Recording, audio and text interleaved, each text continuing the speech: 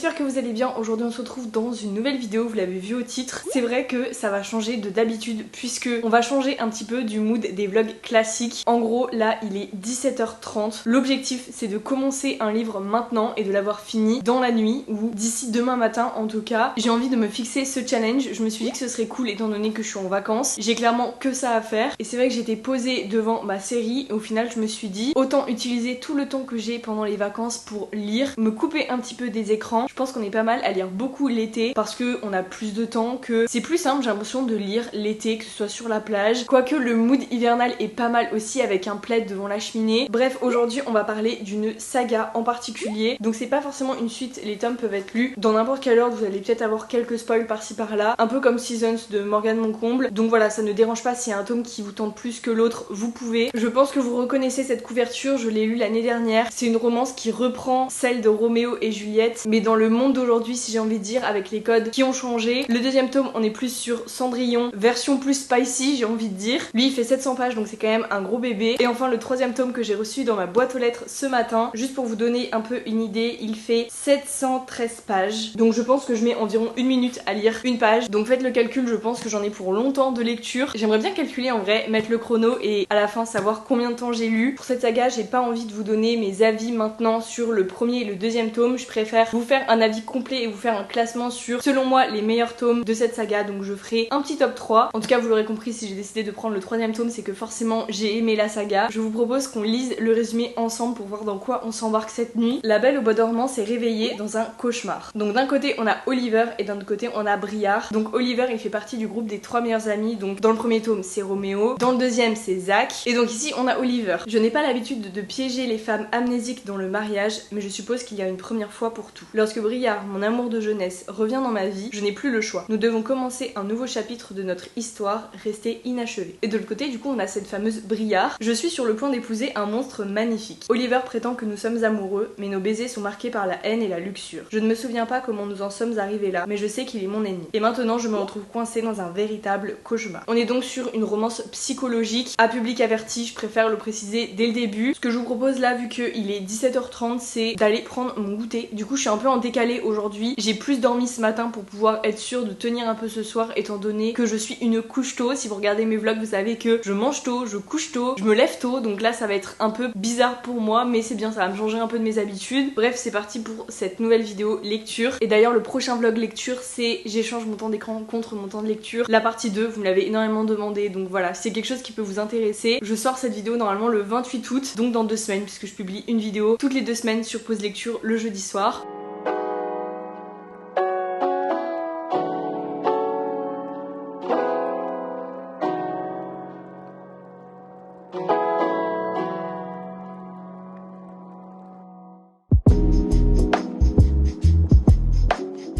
C'est un peu bête, mais je pense que le plus dur là cette nuit ça va être de couper mon téléphone en fait et de pas juste scroller et de perdre du temps sur mon temps de lecture. Sinon je me suis fait un petit bol comme ça, j'ai acheté des myrtilles, j'en achète jamais. Je sais pas, tout à l'heure je les ai vus, je me suis dit ok je vais les prendre. Et sinon j'ai juste mis du skyr et du granola. Là il est actuellement 17h55. Du coup je vais mettre un chrono pour calculer mon temps de lecture sur ce livre. Voilà, au moins ce sera un peu approximatif, ça me donnera une idée. Et surtout je coupe mon tel.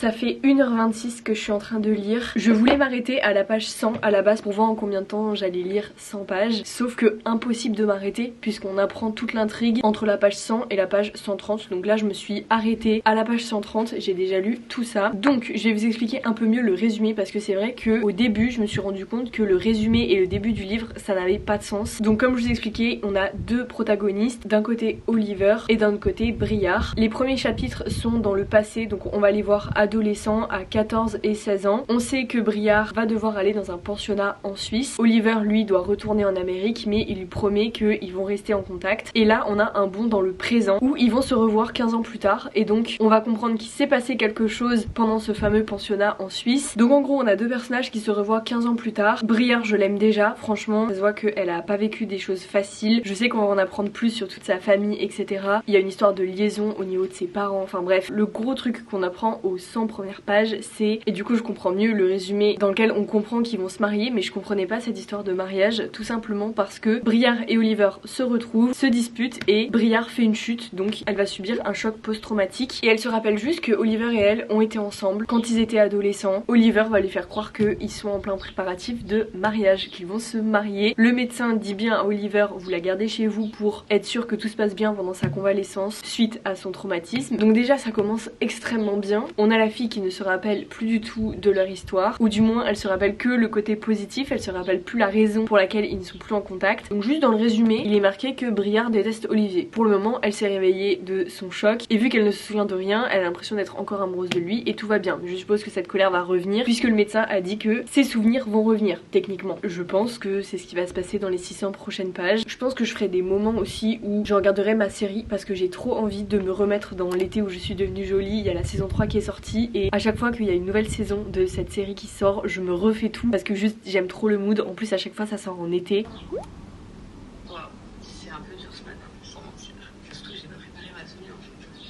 C'est parti, je vais reprendre objectif lire 1 heure. Le soleil sera couché donc comme ça après je vais me faire à manger et je continuerai ma lecture parce que là en fait je suis en train de comprendre qu'il va vraiment falloir que j'avance sachant qu'il est bientôt 21 h. Je reprends mon chrono et puis voilà, c'est parti.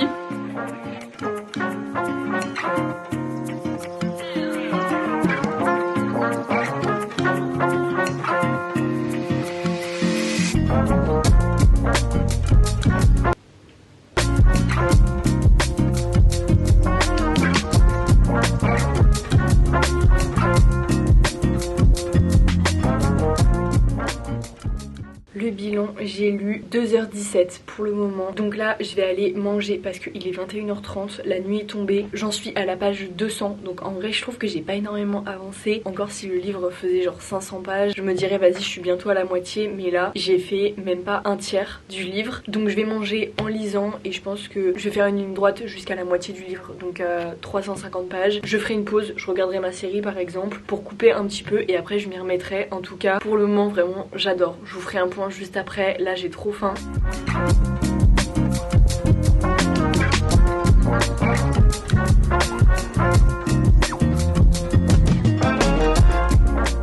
Je vous l'accorde, c'est pas le plus beau repas du monde, mais j'ai fait un mix de salade grecque et j'ai rajouté juste du tofu pour des protéines. Voilà, un peu de sauce balsamique et ça fait le taf. De toute façon, il fait 40 degrés. Là au moins, c'est une salade fraîche. Oui, je mange par terre. On n'a pas encore de table. On a le bar, mais on n'a pas mis les tabourets encore. Depuis mon premier appart, je mange par terre. Je sais pas pourquoi. C'est une sale habitude, je sais, mais généralement, je mange devant la télé. Du coup, je suis sur ma petite table basse ou même dans le canapé. En vrai, j'avoue, c'est pas hyper bien. Mais voilà, je vais manger. De toute façon, je vais lire en même temps. Je vais me faire un café de toute façon après mon repas, comme ça voilà, j'aurai de l'énergie pour après. En vrai pour le moment je suis pas fatiguée, pourtant c'est l'heure à laquelle je me couche d'habitude, mais en fait il fait tellement chaud que là je sais j'arriverai pas à dormir dans tous les cas. Donc voilà, écoutez, je vais manger et je vais me plonger dans ma lecture. On fera un point d'ailleurs sur ma lecture après.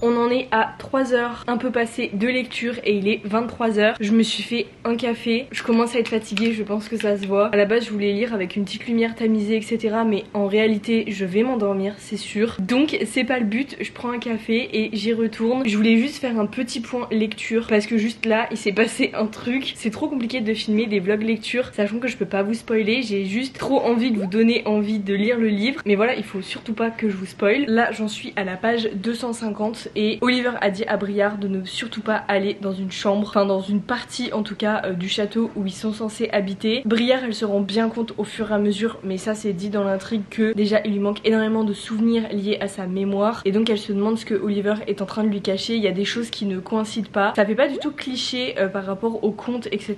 Genre il y a très peu de détails en vrai qui font que on reprend La Belle au Bois dormant. Là c'est surtout vu qu'elle souffre d'amnésie, c'est comme si elle avait dormi en gros pendant du coup 15 ans, pas 100 ans mais 15 ans. Il s'en ai passé des choses. En tout cas, ce que je trouve génial, c'est qu'on va découvrir tout ce qu'elle a manqué en fait en 15 ans en même temps que Briard. C'est-à-dire qu'on est dans sa peau et on va découvrir au fur et à mesure sa mémoire qui revient, ses souvenirs. Et j'adore parce que c'est des pièces de puzzle en fait que le lecteur doit assembler. Je sais pas, je trouve que c'est hyper bien fait. Alors j'espère ne pas être déçue de tout ce qui va être plot twist parce que je sens qu'on va apprendre pourquoi ils ne se parlent plus et ce qui s'est passé en 15 ans parce que 15 ans c'est long et je suis sûre qu'il s'est passé plein de choses. En tout cas on nous tease bien sur ce qui s'est passé donc mes attentes sont assez élevées, j'avoue. Objectif là, je lis encore 100 pages et après j'irai à la douche, me démaquiller, faire mes soins, etc. J'en suis au chapitre 34 et page 250 du coup, donc j'ai trop hâte, je vais continuer.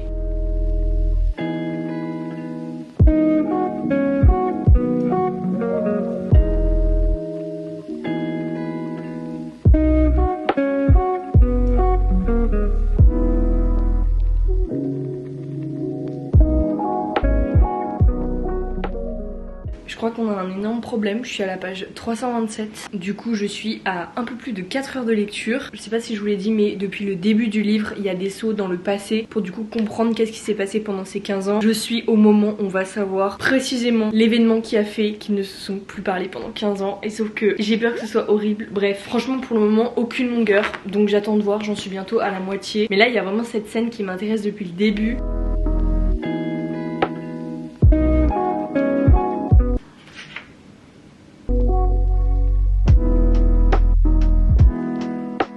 Vraiment c'est une dinguerie parce qu'il y a tellement de choses qu'on apprend là dans le 3e tome en ayant lu les 2 premiers. Oliver je pensais le connaître et en fait pas du tout. Genre là c'est le tome d'Oliver et on comprend qu'il a toute une partie de sa vie qui est hyper secrète. Et moi j'ai une envie là, c'est que tous les personnages soient au courant de toute sa vie. Et bref je suis trop contente qu'on s'attarde plus sur ce personnage. Mais là en fait je peux pas m'arrêter. Je m'étais dit j'irai à la douche à minuit, il est minuit 22. Je pense que je vais continuer un petit peu et puis j'irai à la douche après. De toute façon rien ne tarde en soi. J'ai encore tout ça à lire. Donc on y est encore pour un moment.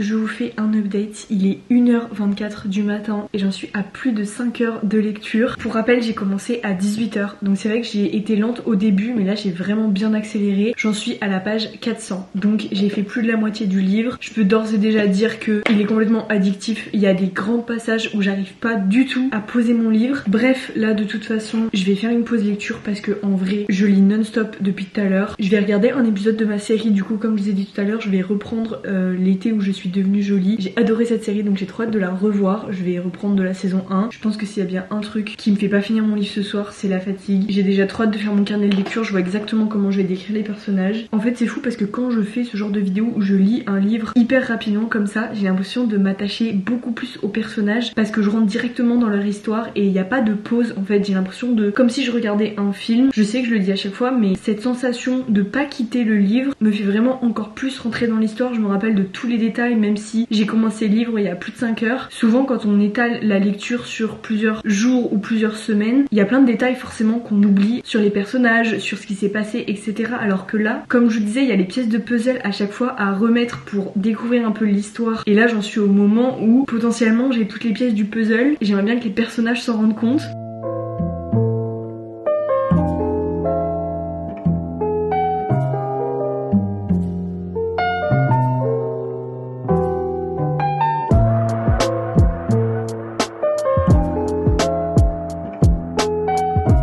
Vraie question, vous êtes team Conrad ou Jérémia? Je sais que c'est soit l'un soit l'autre. Pour ma part depuis le premier épisode ça n'a pas changé.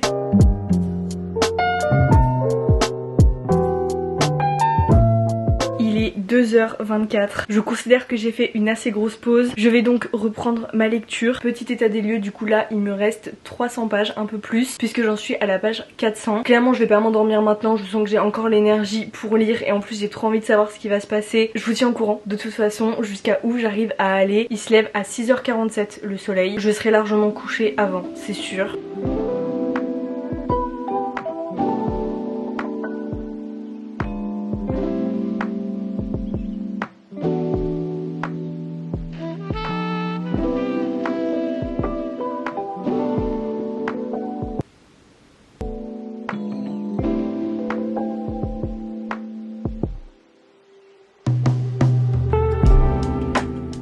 j'arrête officiellement. On est à 6h46 de lecture aujourd'hui, ou du moins depuis 18h. Et il est tout pile 4h du matin. Je pense que je vais m'arrêter là. Je vous fais juste un petit récap de où j'en suis dans la lecture. Donc là j'ai dépassé les 500 pages. Grosso modo il me reste ça à lire, donc quasiment 200 pages. Je suis exactement à l'endroit où Briard va découvrir ce qui s'est passé. C'est le moment des explications quoi. Donc je vais me garder cette partie croustillante pour demain matin. En tout cas là je vais aller dormir. En vrai je suis quand même contente d'avoir tenu autant. Moi qui me couche super tôt, c'est vrai que j'ai été absorbée dans ma lecture. En plus on n'a même pas parlé de la couverture, mais elle est trop belle comme les autres tomes de toute façon. J'aime bien le fait que les écritures ça brille comme ça. Bref, Oreo il est déjà parti dormir depuis un bon moment. En tout cas quasiment 7 heures de lecture rien qu'en une soirée, c'est quand même pas mal. Ça montre que j'ai quasiment pas fait de pause en fait, juste j'étais un peu longue au début, mais sinon j'ai coupé mon téléphone quasiment tout le temps. En fait ce qui est bien dans cette lecture c'est qu'il n'y a pas de longueur, genre il y a toujours des nouvelles choses qui apparaissent. Je vous parlais de pièces de puzzle, mais même au niveau du jeu entre les personnages, en fonction des pièces de puzzle, il y a des sortes de retournements de situation entre comment pensent les personnages entre eux. Est-ce qu'ils vont décider de se pardonner ou du moins de s'avouer la vérité? Je me suis gardé la meilleure partie pour demain je pense, parce que là ça va vraiment être l'heure de vérité. Je sais même pas comment ça va finir, généralement on devine à peu près comment ça va finir, mais là je sais pas parce qu'il y a tellement de choses qui se sont passées, même en lien avec leur famille, enfin voilà, j'ai encore trop de questions, j'espère que je vais avoir mes réponses. En tout cas moi je vous retrouve pour le bilan de cette vidéo, pour mon avis, mon carnet de lecture, etc.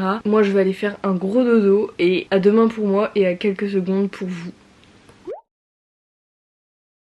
Je vous retrouve comme convenu, on est le lendemain, je vais vous faire mon avis lecture. Déjà avant toute chose, j'ai mis donc 9h24 à lire les 711 pages de ce livre et pourtant j'ai pas traîné, donc franchement je suis vraiment contente, j'avais un bon rythme de lecture aussi, ça a aidé parce qu'il n'y avait pas de longueur et c'est une histoire qui est très addictive. Moi clairement dès le début j'étais directement plongée dans l'histoire d'Oliver et Briard, surtout avec ce truc de perte de mémoire, amnésie, qui nous invite vraiment à reconstruire les pièces du puzzle sur qu'est-ce qui s'est passé en 15 ans. Moi je vous avoue que j'avais un petit peu peur de tout cet aspect tiré du conte, etc., que ce soit un petit peu too much et pas assez dans ce que j'ai l'habitude de lire. Au final que ce soit pour tous les tomes, notamment ceux-là, on a vraiment retrouvé énormément de détails je trouve des contes respectifs, donc La Belle au Bois dormant et Cendrillon. Il n'y avait pas ce truc de c'est tiré d'un conte, c'est trop prince et princesse et ça va pas me plaire, parce que clairement je suis pas la cible à ce genre de truc, mais là pas du tout, parce que on a vraiment ce côté spicy et ce côté réel entre les personnages. En fait c'est ça que j'adore avec la romance, c'est que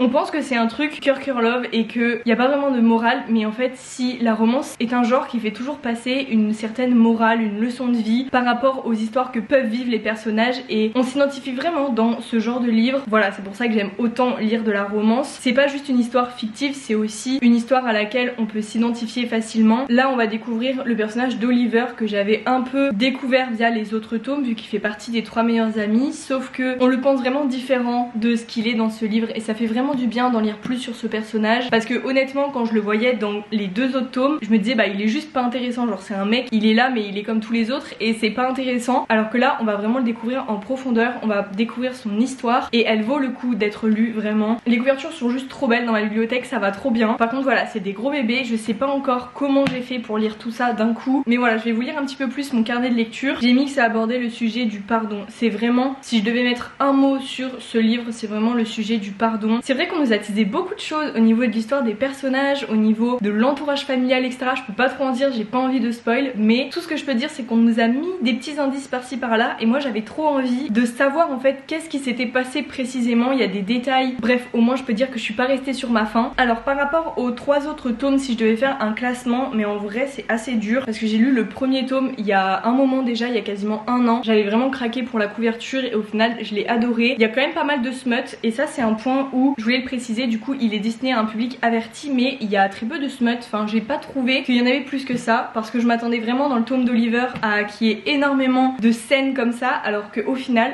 pas du tout, enfin il y en a eu beaucoup moins que ce que j'ai pensé. Par contre lui il y a beaucoup de smut, je le vois pas mal dans les critiques, je lui avais quand même mis 4 sur 5, j'avais marqué dans mon carnet que c'était une lecture très addictive, je l'ai lu en très peu de temps donc voilà, en plus mention spéciale pour la couverture. Pour le deuxième tome je l'ai un petit peu moins aimé parce que je suis pas fan en fait du conte de Cendrillon à la base, donc voilà, même si les personnages, leur histoire est touchante, que on va parler d'escrime, donc j'adore l'escrime, je trouve que ça va trop bien avec le livre et le personnage principal féminin. C'est vraiment une fille qui sait se débrouiller, elle sait où elle va et ouais, j'aime bien ce genre de personnage, donc je le classerai en dernière place. Lui je vais le placer en deuxième place parce que j'ai tout simplement adoré ce truc d'amnésie, ça fait littéralement toute l'histoire. Mais je pense que j'ai peut-être préféré l'histoire de Dallas et Roméo dans celui-ci. En tout cas j'espère que vous avez aimé la vidéo et ce concept un peu qui change au niveau d'un vlog lecture classique. Je vous ai sorti aussi un réel Instagram sur ma soirée de lecture, je vous invite à aller voir si c'est quelque chose qui peut vous intéresser. En tout cas merci beaucoup aux éditions Hugo d'avoir sponsorisé cette vidéo, ça ne change en rien mon avis, vous me connaissez. Quand ils m'ont proposé de découvrir le tome 3 j'étais juste trop contente parce que j'avais déjà lu les 2 premiers tomes et que je les avais beaucoup aimés, donc voilà, je me suis dit pourquoi pas et j'ai pas été déçue de ma lecture. En tout cas si la vidéo vous a plu n'hésitez pas à la liker et à vous abonner, ça fait toujours plaisir et nous on se revoit bientôt dans une prochaine vidéo.